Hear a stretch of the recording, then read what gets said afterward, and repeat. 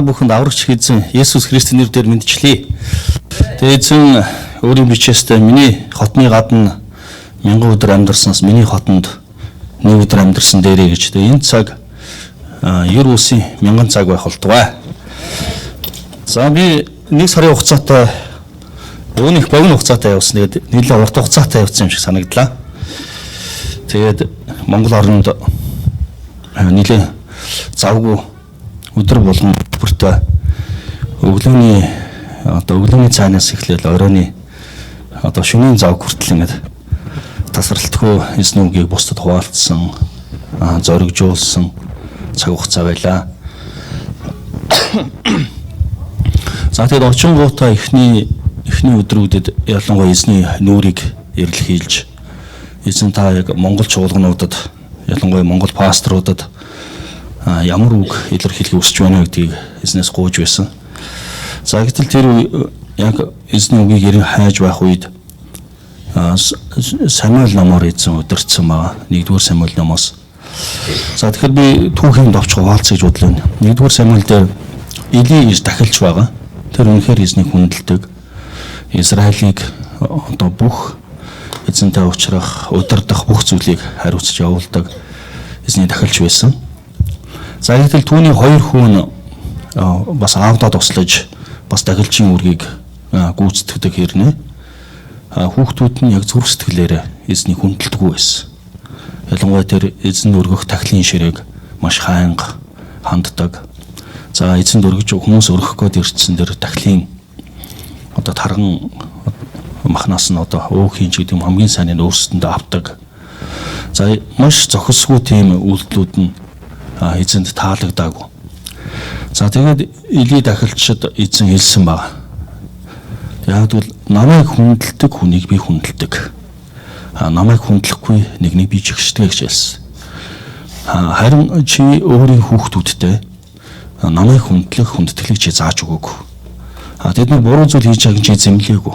Тийм болохоор чи намайг хүндэлдэггүйтэй адилхан гэж хэлсэн. За тэгээд яг энэ илэрхийллийн үгийг аваад би Монгол чуулганаар бас орон нутгийн чуулгануудаар очсон. За тэгээд бас хотод байгаа чуулгануудад бас айлчилсан. За дээр нь пасторуудтай, чуулганы гишүүдтэй уулзсан. Тэгээд харин тэдэнд юу хэлхийг хүссэн гэвэл яг бүх зүрхээр эзнийг хүндлэе гэдгийг хэлсэн. За тэрэн дотор бас миний уулзсан хүмүүс дотор амьдрал нь өрөөгдсөн байна. Тэд нөр тодорхой бизнестэй, за маш том хаустай, сайхан унаатай болсон тийм хүмүүс байна. Харин тэднээс асуусан та нар эзнийг хүндэлж байна уу? Гэтэл тэд эзнийг хүнддэг нь байхгүй болсон. Тэд Иесуст итгэдэг хэрнээ эзнийг хүндэлдэг. Тэгээ энэ бүх зүйлстэй тэр хүмүүсийг бас эзний үгээр бас ятгсан, за зарим нь зэмлсэн. Яг л эзэн яг өөрийнхөө энэ үгээр ятгалахыг хүссэн. За дээр зарим чуулганы пасторууд, ахлагч нартай уулзсан. Тэдэнд ч гэсэн та нар хүний тааллыг олох биш. Яг жинхэнэ эзэнд таалагдсан хүндэтгэлийг өрөг. Тэгэд эзний замаар яв. Тэг үнэхээр эзнийг дэдлээ гэдэг хэлсэн ба. За би тэр ятгалгаа өгсөн үгийн яг хамгийн чухал хэсгийг би бас энэ дуудъя гэж бодлоо. За 1-р Самуэль номын 2-р бүлгийн за би 30-аас уншаадах юм. Тэмийн тул Израилийн бурхан эзэн ийхүү айлдж байна.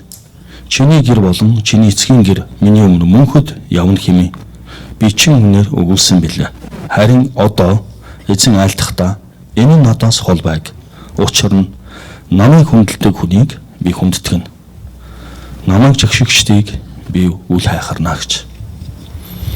Тэгэд өнөөдөр миний зүрх сэтгэл яг энэ ишлэгийг уншаад үнэхээр зүрхэндээ нулимстай болсон. Өнөөдөр энэ арт түмэн эзнийг үнэхээр ч хүн зүрхнээсээ хүндэлдэг болов. За ялангуяа шинэ үеийнхэн үнэхээр эзнийг чин зүрхнээсээ хүндэлдэг болов.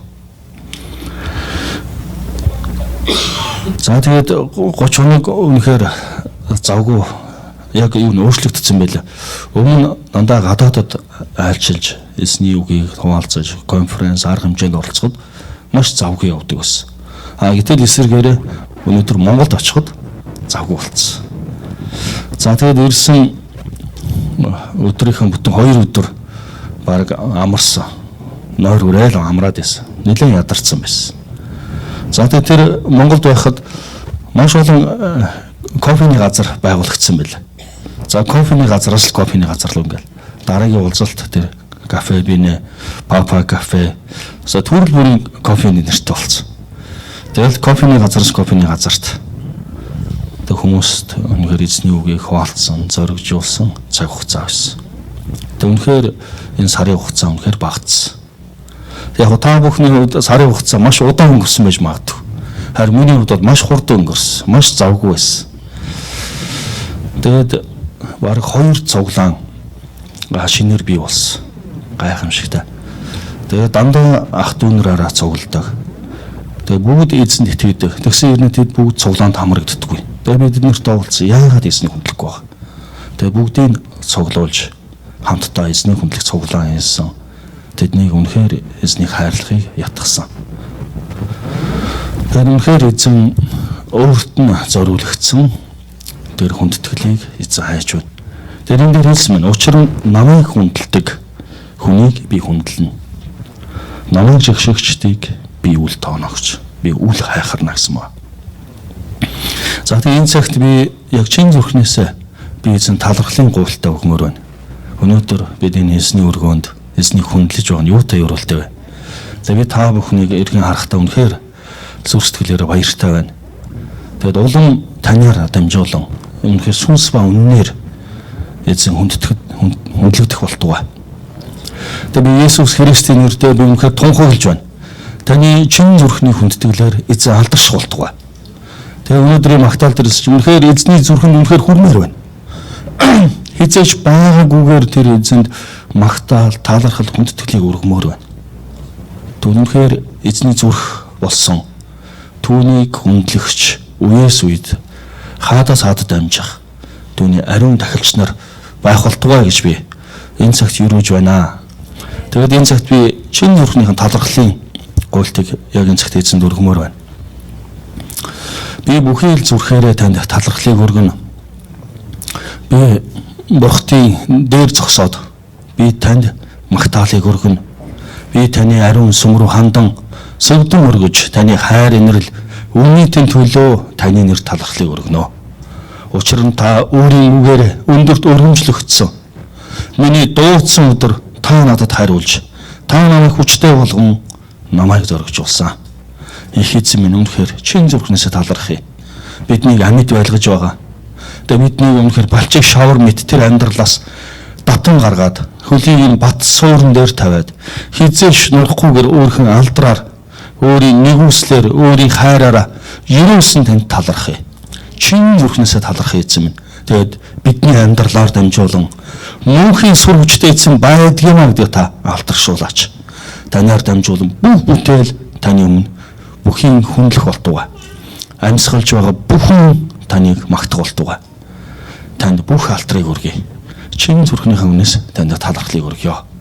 Улмаар та Солонгост байгаа монголчууд, Америкт байгаа, Европт байгаа, өөр монголчууд, дэлхийн бүх үндэстнүүд та өөдөн Монгол оронд мөн хүртэл өөрийн алдрыг дуудуулах болтугай. Үнэхээр танаас эмээдэг үеийнхнийг та босгож ирэх болтугай. Таны таалал оршиг. Таны хайртай хүү Есүс Христийн нэрээр. Аамен. Эцэг бүх алдар магтаал байх болтугай. Бүгдээрээ чангаарээс алдаршуулъя. Халелуя. Халелуя. За тэгээд би бас залбирч байгаад өмнө би та бүхэнд бас хуваалцж ирсэн. Үнэхээр ариун сүнсэн дотор яваа гэж ариун сүнсэн дотор алхах энэ сургаалыг зааж байсан. Өнөөдөр дахин энэ үгийг тунхлагдах юм үүрэг өгөгдсөн. Тэгээд би чин зүрхнээсээ өнөөдөр та бүхнийг эзний үгээр ятгамаар байна. За тэгээд бүгдээр Галаат номын эсрэг рүү өдөр хамтдаа очие. Галаат номын 5 дугаар бүлгийн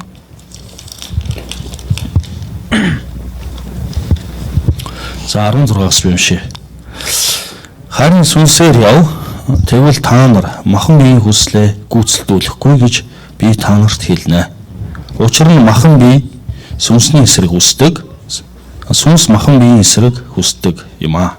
Яагаад гэвэл хүссэн юмсыг чинь хийлгэхгүй тулд махан бие ба сүнс нь нэг нэгнээ эсэргүүцдэг ажээ.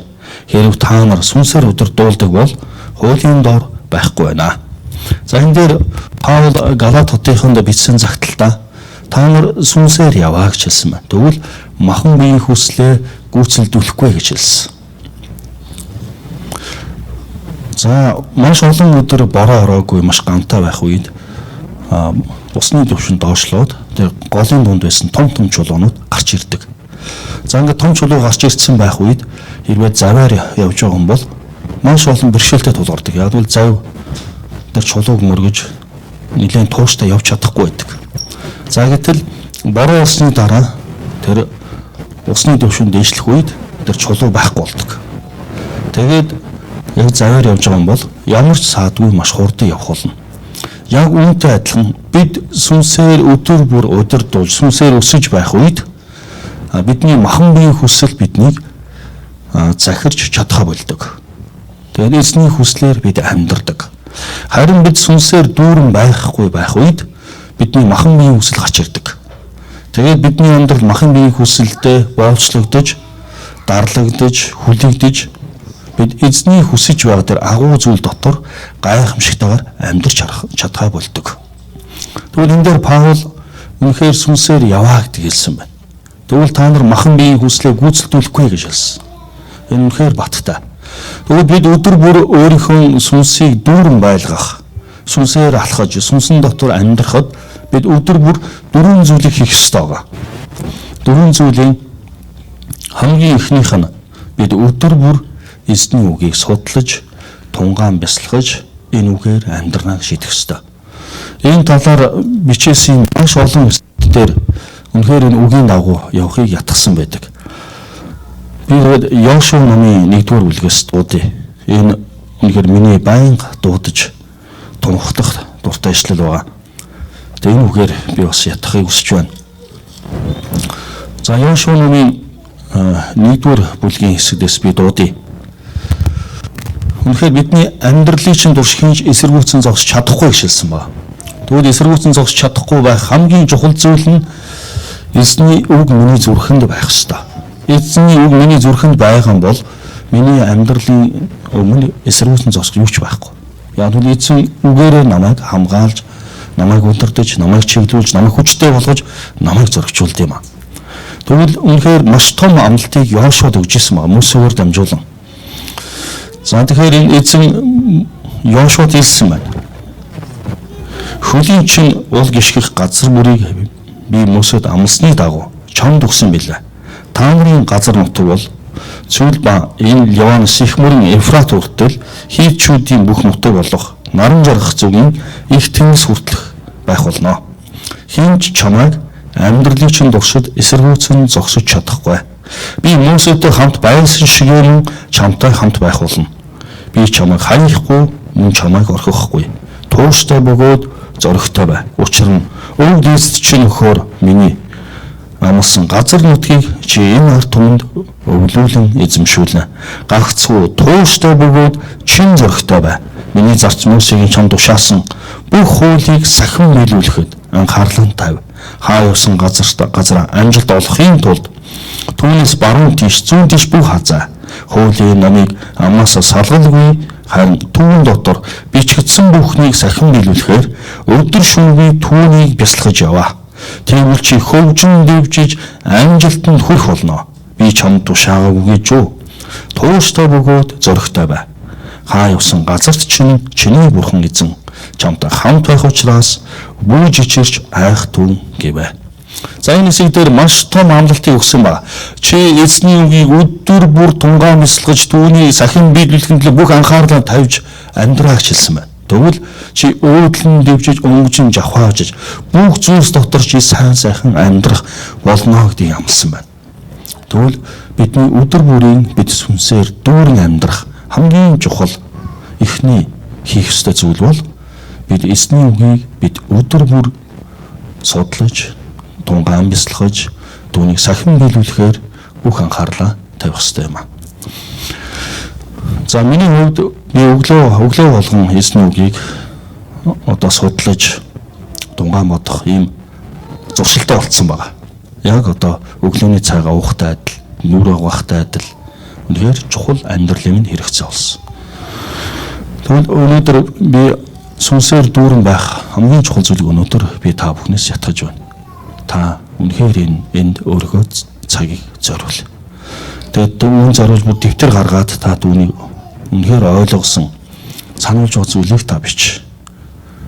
Яг энэ таныг үнэхээр хүчтэй болгох хамгийн чухал зүйл юм аа.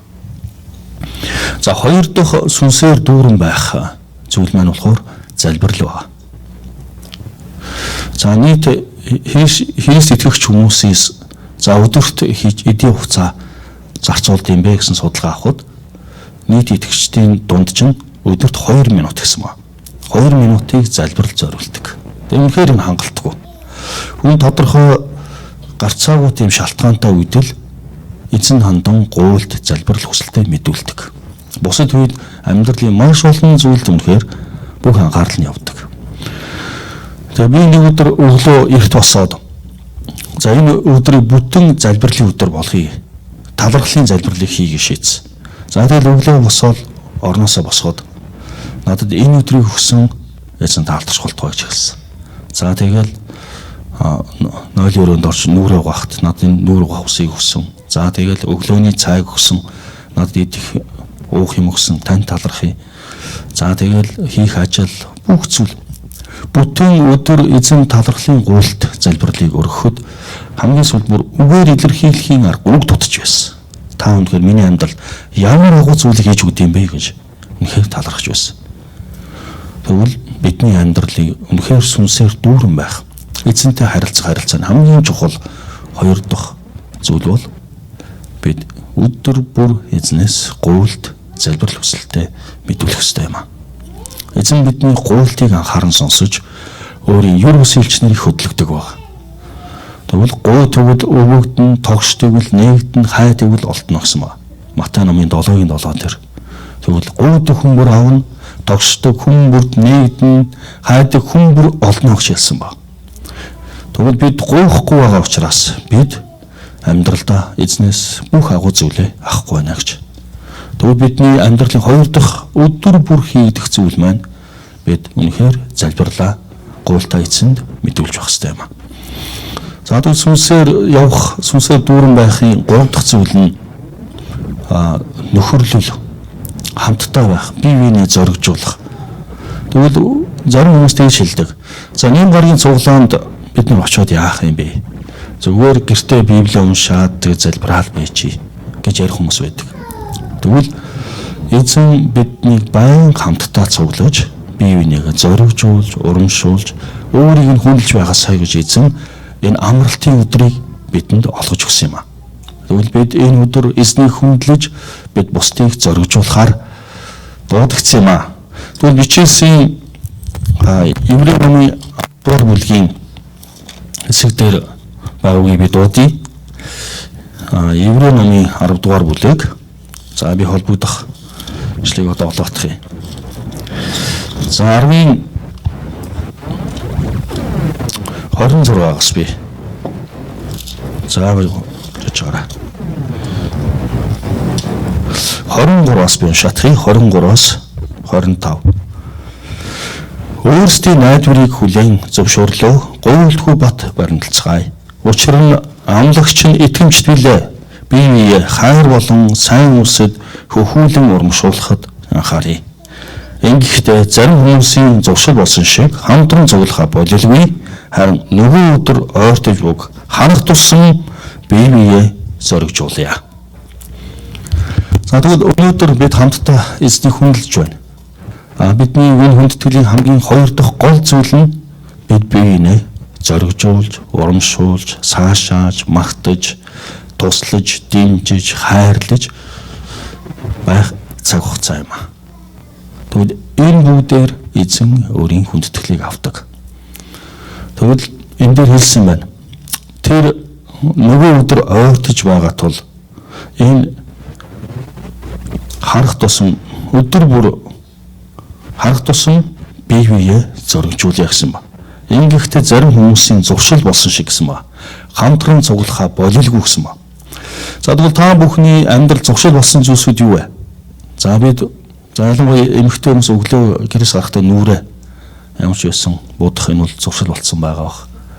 За нүрээ угаах, за тэгээ шүдээ угаах, за өглөөний магадгүй солонгост бид нар өглөөний цаа зуршил болж байгаа хаа тийм ээ. Цагаа уух.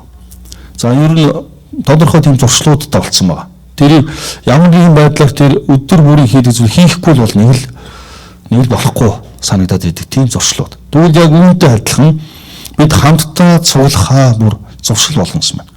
Нэг нэгнтэйгээ уулзахгүй бол юусо болохгүй байна гэж өөрийн ихгүй бид хүсдэг энэ харилцаа. Магадгүй бид нэг гарыг бүр эзний хүндлэх хүндэтгэлтэй. За хурдан нэм гарыг болоосэй гэж бүр тэсэн ядан үлээдэг. Ийм байдал дотор бие бинийгээ зоригжуулаар гэсэн байна. За миний хувьд нэг өдөр бүтэн сая өдөр эзний хүндэтгэлд маань за яг Канадаас яг Бээжин рүү нисгээд яг хагас өдөр онгоцондоо суугаад нэг өдрийн өглөө бууссан. Тэгээд дунд нь нэм гараг байхгүй болсон. Цагийн зүрхэнс болоод. За тэгээд онгоц 14 цаг агарт өрхөсөн. Яг 7 цаг цаг гарч яг 7 цаг онгоцонд байж байгаа. За яг одоо энэ цаг нэм гарагийн цуглаан хийнэ. Тэгээд онгоцны нойл өрөөнд дотор эзнийг магтажсэн. За одоо яг нэм гараг. Яг тэр онгоцны тэр нойл өрөөнд байсан тэр цаг хугацаа маань яг эзний хүндлэх цаг. Тэгээд эзэн би үнэхээр агаар дээр таныг магтаж байна. Таныг хүндэлж байна. Тэгээд тэр хүндэтгэл нь хамгийн одоо богинохон нэм гараг байсан. Яг нойлын өрөөнд. Яг л дунд нь нөгөө цагийн зүрхэнс болоод нөгөө нэм гараг байхгүй болсон юмсан. Яг л хагас өдөр онгоцон суусан ирнэ. Нэг өдрийн өглөө буусан. Тэгвэл бидний амьдралын хамгийн үнцэнтэй бид эзнийг хүндлэж дээдлэх цаг бол бие биенээ зоригжуулах, эзнийг хүндлэх энэ цаг байх хэрэгтэй юм аа. Тэгвэл бид үнэхээр бие бинийгээ зоригжуулж, бие бинийгээ хайрлаж энэ 1-р Петр номын 4-ийн 8 дээр юуны бие бие халуунаар хайрл. Учир нь хайр бол том томшгүй нүглийг далддаг юм аа. Гомдлохгүйгээр бие биедээ зочлонтгой бай. Хүн бүр хүлээн авсан бэлгээрээ бие биедээ Бурхны олон төрлийн нэгүслийн сайн нэрвчийг үйлчлээ. Энд дээр хэлсэн байна. Бие биенээ халуунаар хайрлаа гэсэн байна. Энэ дээр зүгээр хайрлагддаг үг хэлээгүй. Бүр халуунаар хайрлагсан байна. Тэгээд үнэхээр гомдлохгүйгээр зочлонтгой бай гэж. Тэгвэл өнөөдөр бид эзний өргөөнд бид бие биентэйгээ уулзахдаа ямар ч гомдол байхгүй гэсэн үг. Энэ гомдол байхгүй. Бидний амьдралд тэр гомдол бүр хаягдах ёстой. Энийг юутай зөвлөж болох вэ? Би нөгөө бейсболын цохоор барьцсан байхад бөмбөг шиддэг. За бөмбөг бол гомдол. Яг гомдол ингээ над руу шидэх үед би цохоор нэлээд хол. Бүр талбайс гартал сүлчүүл өгнө. Хамаагүй амар. Яг л тэр гурван тэр одоо зогсоолог бүтэн тойроод би оноогоо авдаг. Тэгвэл би гомдлыг өөрийнхөө амьдралаас би үнэхээр түүнийг яв хоол хөөчих үед миний амьдралд байгаа би тэр амар тайван баяр хөөрийн оноог би авдаг. Харин тэр гомдлыг би өөртөө оруулах юм бол миний амьдрал тэр баяр баясгалан, тэр хайр, амар тайвныг тэр хулгайлцдаг. Тийм болохоор би гомдлыг тэгэхээр бид хамтдаа цуглахдаа нэг нэгэндээ гомдлох гэж биш. Нэг нэгийг унах гэж биш. Нэг нэгийг гутаах гэж биш. Харин нэг нэгийг зоригжуулж, хайрлаж, урамшуулж, үйлчлэхээр бид хамтдаа цуглаж байх хэрэгтэй юм. Тэгвэл энэ нь биднийг өргөл сүнсээр өсгөх хамгийн чухал үн цэнтэй зүйл байна. Тэгвэл бид биеиндээ хэрхэн үйлчлэх талаар нь хэлсэн байна. Хэрхэн үйлчлэгсэн байна. Хүн бүр хүлээн авсан бэлгээрээ бие биедээ Бурхны олон төрлийн нэгүслийн сайн нэрвүүд шиг үйлчлэе гэж. За энэ итгэмжт нэрвийн тухай ярьж байна. Бүр нэрвүүд шиг үйлчлэсэн байна. Зүгээр ингээд за би үйлчлэх үү байх уу? За нэг сайхан санагдвал үйлчлэе. За надад сайхан санагдахгүй би үйлчлэхгүй гэсэн ийм санаа хэлээгүй. Энд итгэмжтэйгээр бүр нэрв шиг үйлчлээрэй гэсэн байна. Тэгвэл энэ дээр эзэн хүн бүхэнд өөр өөрийн бэлэг аваас өгсөн. яг энэ бэлэг авьяасын дагуу бие биендээ үйлчлэх гэсэн байна. За үнэхээр одоо Магдалины багийнх бол эзнээс магтах бэлэг авцдад үйлчилж байна. За надад эзэн энэ үгийг бусдад заах энэ үүрэг бэлэг өгсөн байна. Тэгвэл үнийг би бусдад дамжуулж байна. За тэгээ хүн бүхэн зарим зөөчлөн залбирлын багийнханд эзэн зөөчлөн залбирлын үгийг өгсөн. Тэгвэл тэрний дагуу зөв. За манай ухтангийн багийнхан үйлчлэх. За энэ мэтлэн маш олон бүх хүмүүст эзэн бэлэг авьяасаа өгсөн баг. Яг энэ бэлгийн дагуу бүр итгэмжтэй нэр байдал үйлчлэх гэсэн байна. За тэгвэл та өөрийнхөө баруун гар талд, зүүн гар талд байгаа нэгэнд үнэхээр бие биенээ босгон байгуулж үйлчлэе гэж хэлээ. Бие биенээ босгон байгуулж үйлчлэе. Халелуя. Бие биенээ босгон байгуулж үйлчлэе.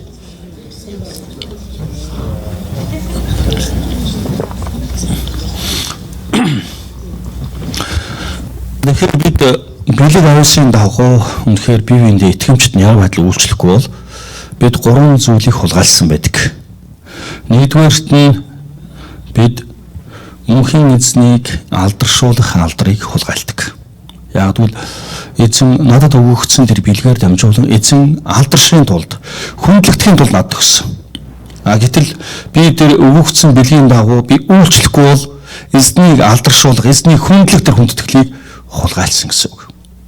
За хоёрдугаарт нь эзэн тэр бэлэг авьяасаар дамжуулан бусад хүмүүсийг өрөөхийн тулд, бусад хүмүүсийг зоригжуулахын тулд, бусад хүмүүсийн амьдрал дээр агуу зүйлсийг хийж өгөхийн тулд өгөгдсөн бэлэг байгаа. Гэтэл түүнийг нь бид хулгайлсан. Яг л бусад хүмүүсийг өрөөгдөх өрөөлийг нь хулгайлсан гэсэн үг. За тэгвэл 3 дугаарт нь тэр бэлэг авьяасын дагуу би эзний хүслээр амьдарч би эзэнд үнэхээр агуу гайхалтай зүйлсүүдийг хийж өгөх байсан.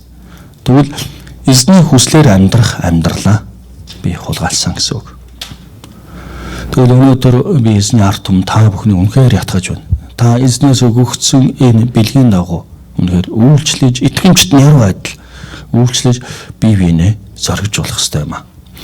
За грекээр экклесиа гэдэг үг нь дуудагдсан хүмүүс хамтдаа гэсэн тийм утга байна. Энэ өнөөдөр бид хамтдаа одоо зоогийн газар хамтдаа цуглаад эзний үгийг хуваалцаад магтчихвэл тэр газар цуглаан гэсэн үг. За хамтдаа бүгдээрээ метроны буудлын гадаа цуглаж ивэл тэр бол цуглаан. Гэтэл ганцхан энэ газарт эзний өргөө байгаа юм биш. Хамгийн гол энэ эзний өргөө байгаа. Хамгийн гол шалтгаан нь эзний хүмүүс хамтдаа байгаад тэр цуглаан уршиж байгаа юм аа. Хэрвээ энд эзний хүмүүс хамтдаа байхгүй бол энэ эзний цуглаан, эзний өргөө болж чадахгүй маа. Тэгвэл та бүхэн хамтдаа хаан цуг. За нэгнийхэн гэрт хамтдаа цуглаад байвал тэр бол эзний өргөө болно. Тэгэхээр эзэн үргэлж хамтдаа бүр зовшил болж бие биенийг зоригжуулж, урамшуулж байхыг эзэн хүсдэг юм аа. Энэ бол эзний хүсэл. Тэгвэл энэ зүйлс дотор бид сүнсээр өсөж байдаг. Бид үнэхээр бие биендээ хэрэгтэй. Би хүн хүмүүжүүлдэг, төмөр хурцлдаг гэсэн ба. Тэгвэл өнөөдөр эзэн танаар дамжуулан өөрийгөө алдрыг авахыг хүсэж байна. Танаар дамжуулан үнэхээр мянган хүмүүс өрөөгдөхийг хүсэж байна. Танаар дамжуулан өөрийнхөө хүслийг илэрхийлж, өөрийнхөө хүслээр амьдруулахыг эзэн хүсэж байна. Тэгвэл эзэн таны дотор сүнсээр бэлхэн байх болтугай. За тэгвэл 4 дахь сүнсээр өөрийгөө өсгөх, байн өсгөж байх чухал зүйл бол хаанчлалын сайн мэдээ. Хүмүүс сонсох дуртайч ба дургуйч ба та эзний сайн мэдээг тунгалах ёстой. Сая би Монголд очиод өнөхөр өдөр болгон сайн мэдээ тунгалж ирсэн. За ялангуяа тэр Сун гэдэг плазагийн одоо Карибины гин хүмүүс бол одоо нам антхаа байсан. Яг тэгвэл баяр тийш орж ирдэг. Дандаа хүмүүс дагуулаад орж ирдэг. Тэгээд яг тусгай нэг VIP шиг өрөөнд ороод Иесус Христийн гайхамшигт үннийг тунхагладаг.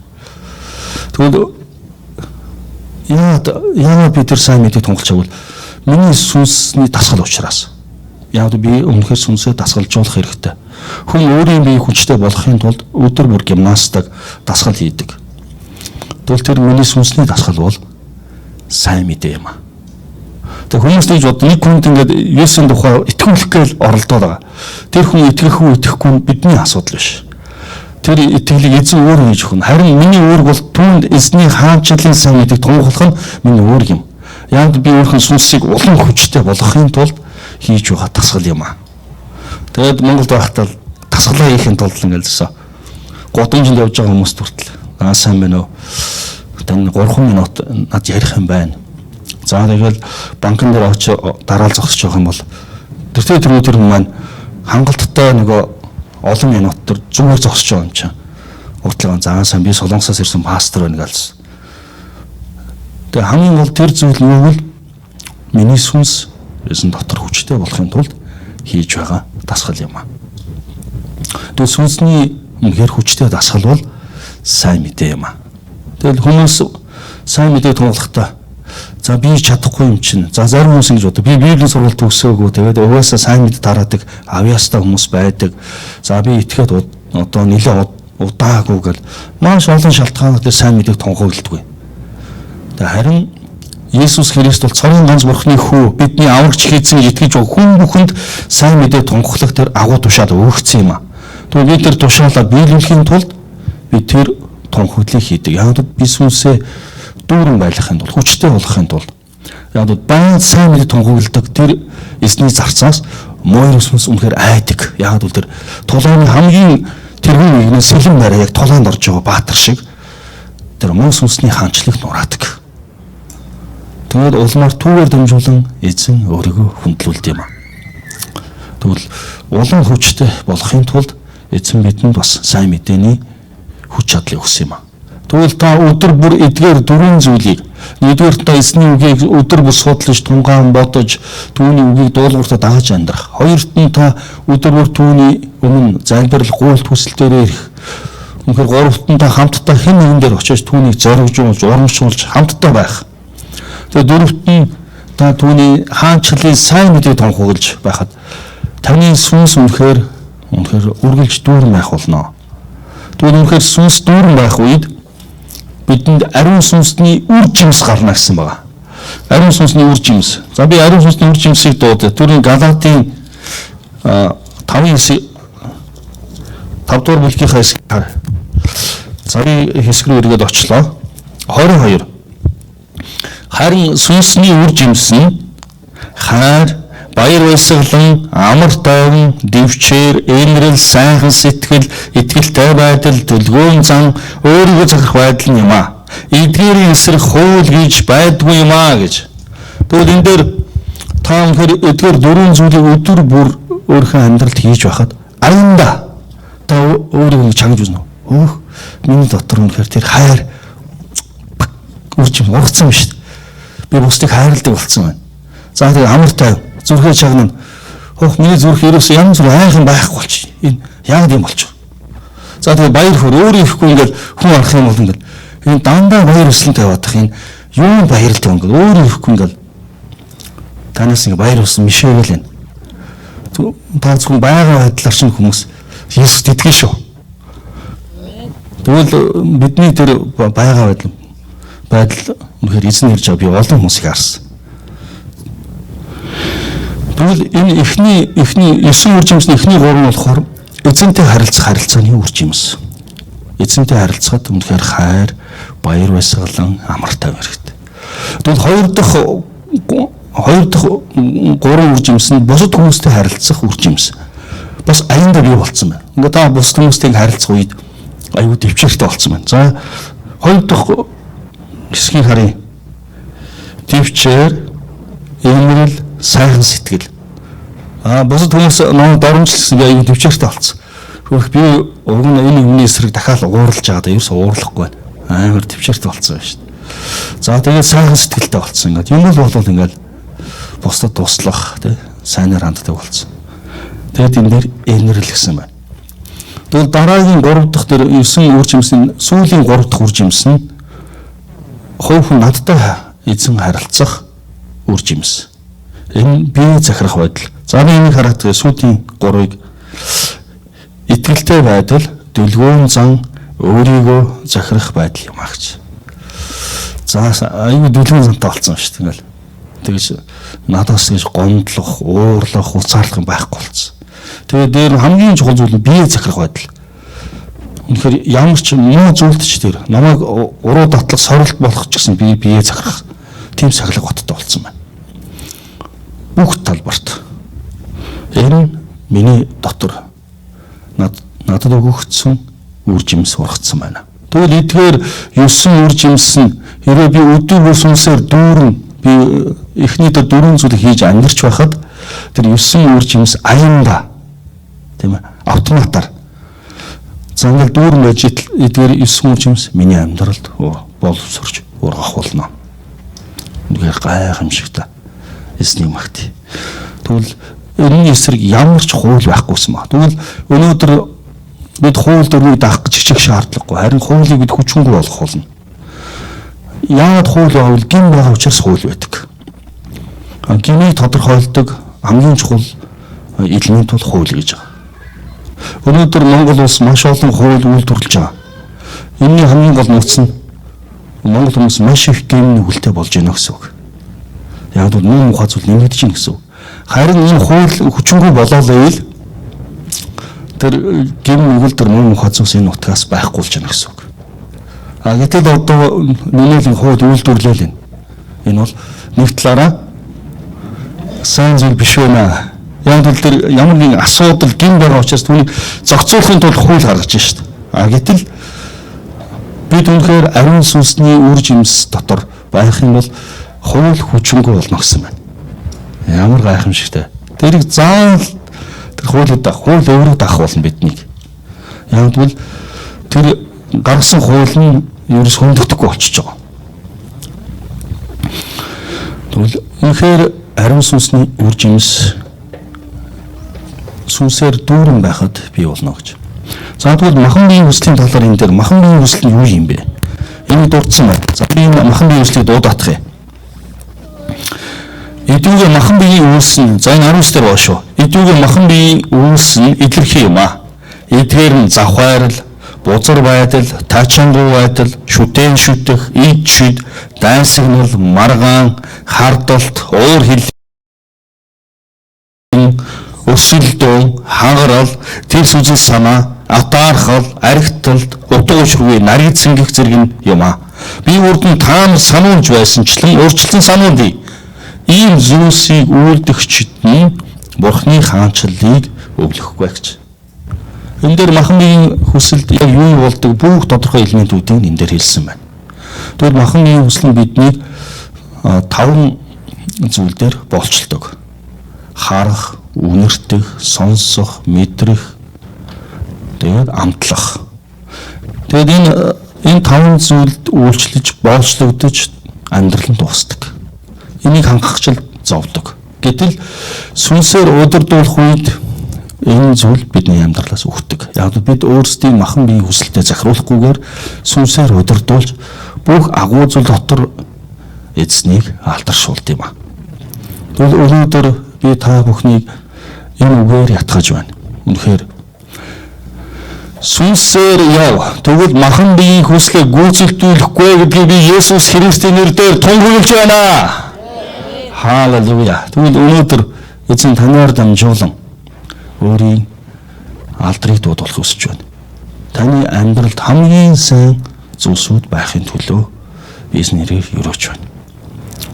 Тэгвэл таны амьдралд бүх махан биеийн хүслийг би Есүс нэрээр таслаж байна. Тэгвэл өнөөдөр бид сүнсээр үнэхээр явж, бид сүнсээр удирдуулж бид амьдрах болно. За би Доронтой аймагт сайн мэдээний үйлчлэлээр явж байхад надаас нэг хүн тэгж асуусан. Та Есүс Христэд итгэсэн. Тэгвэл та огт гин хийхгүй гэсэн үг гэж асуусан. За тэгвэл хэрвээ танд энэ сайн мэдээ тарааш хүн танаас ийм асуулт асуултаа юу гэж хариулах вэ?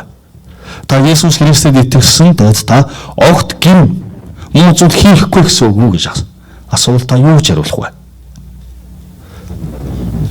Та би огт гин хийхгүй бол бас хөдөлж болоод байгаа шүү дээ. Бас хийдгийх юм бол өөдгөл та надтай нэг ялгаагүй биш гэж. Тэгвэл би юу гэж хариулах юм бэ? За тэгвэл би түүнд тэгж хариулж ирсэн. Бичээст эзэн сүнсээр яв. Тэгвэл махан биеийн хүслийг гүйцэлдүүлэхгүй гэж байдаг. Би үнэхээр эзний сүнсээр дүүрэн байх үед би хэзээ ч гин хийхгүй амьдардаг. Харин би миний сүнс өнөхөр дундуур болцсон үед би махан биеийн хүсэлдээ би буучлагддаг гэж хэлсэн. Тэгвэл үнэхээр яг тийм байдаг. Тэгвэл би та бүхнийг Есүс Христийн нэрээр ятгах байна. Та сүнсээр өдөр бүр сүнсэн дотор алах. Сүнсээр дүүрэн амьдрах. Тэгвэл эзэн таныг мөн мухад зүст хийцээч хөлдөрүүлэхгүйгээр өөрийн хаанчл дотор өөрийнхөө нэрийг алдаршуулах болно. Эзэн бүх зүйл боломжтой. Тэгвэл энэ загтлаар Галаат хотын бичсэн загтлаар дамжуулан Паул энэ бүхнийг ятгсан ба. Яг л Галаат хотын яг сүнсээр удирдуулж амьдрахгүйсэн. Есүс Христэд итгэдэг нэртэй. Тэгтээ амьдрал нь үнэхээр хуучин амьдрал хийрээ байсан. Тэгээд энэ мөн мухад зүйлсээс үнэхээр салахгүй байсан, орхихгүй байсан. Тэгээд тэдний амьдралд ялалт байхгүйсэн. Харин Паул та нар үнэхээр сүнсээр удирдуулаа. Сүнсээр дүүрэн бай. Тэгвэл махан биеийн хүсэл нурах болно гэж хэлсэн ба. Тэгээд өнөөдөр би чуулганы бүх гишүүдэд би Есүс Христийн нэрээр ятгаж, зоригжуулж, урамшуулж байна. Та өдөр бүр эзэн дотор ялалттай амьдрах болно. Тэгвэл өнөөдөр тань эзэн миний үгийг дуулууртаа дагаж өдөр бүр тунган бодгож байна. Тэгээд миний над руу хандан өдөр бүр хашгирч над руу залбир гэж байна. Тэгээд өдөр бүр нэг нэгээ зоригжуулж, урамшуул гэж байна. Тэгээд миний гайхамшигт сайн мэдээг бусдад тунхаглагчилж байна. Тэгээд бүгдээр таны амьдрал дээр ариун сүнсний үр жимс хэрхэн урахыг бүгдээр хар. Энэ бол аяндаа хийх зүйл байна. Энэ үнэхээр хэлбархан. Үүний төлөө би хийчих хэрэггүй. Үүний төлөө үнэхээр ингээл хамаг байдгаараа үнэхээр чармах шаардлагагүй. Энэ бол аяндаа бидний амьдралд өөрчлөлтийг хийх эзний үр жимс байх болно. За тэгээд би та бүхний эзэн нэрээр энэ үгээр өрөмөр байна. Тэгээд бүгдээрээ хамтдаа зүрхэн дээр гараа тавиад өнөөдөр эзэнд бүгдээрээ амлалтыг өгье. Өнөөдөр бүгдээрээ сүнсээр удирдуулах, сүнсээр дүүрэн амьдрахын төлөө эзэнд шийдвэр гаргая. Тэгээд та бүхэн миний үгийг дагаад хэлээрэй. Их эзэн Есүс минь ээ. Танд чин зүрхнээсээ талархъя. Өнөөдөр би танд сүнсээр удирдуулж амьдрахаа амлаж байна. Өдөр бүр би таны үгийг уншин судлаж тунгаан бодож даган биелүүлэх болно. Танд хандсан гуйлт залбирлах хүсэлтэй өдөр бүр цаг гарах болно. Таны дуудагдсан хүмүүст хамтдаа цуглаж, тэднийг зоригжуулж, урамшуулж, батжуулж, хайрлаж амьдрах болно. Таны гайхамшигт сайн мэдээг бусдад тунхаглаж гэрчлэх болно. Миний амьдралд сүнсээр дүүрэн амьдралыг өрөх болтугай. Надаар дамжуулан өөрийгөө алдаршуулах болтугай. Есүс Христийн нэрээр. Амен. За бүгдээрээ чангаар изналгыг. Халелуя! Халелуя! Халелуя! Сүргэж алдар магтаалаар дүүрэн цорын ганц эзэн минь би таны хүмүүсийг энэ цагт өрөөж байна. Баярлалаа эзэн минь. Тэгээ та тэднийг яг энэ өдрөөс эхлэн тэдэнд саадуулж исэн зүйлсийг нураагаарай. Тэгвэл таны дотор сүнсээр дүүрэн амьдарч таныг алдаршуулах болтугай. Тэгээ таны хаанчлал ирэх болтугай. Таны тэнгэрлэх хүсэл тэдний амьдралд биелэгдэх болтугай. Тэгээ таны нэр өөрийн хүүхдүүдээр дамжуулан ариунаар дуусгадаг. Баярлалаа эзэн минь. Таны хүч чадалтай дахин амьсан Есүс нэрээр талархан гуйж байна. Амен. За эзэн магтагдаж эзэн алдаршуултугай. Халелуя. За тэгээд бүгдээрээ хамтдаа үргэлжлүүлэн эзний хайрын зоогийн цаг руу оръё. За тэгээд өнөөдөр манай шуулганд анх удаа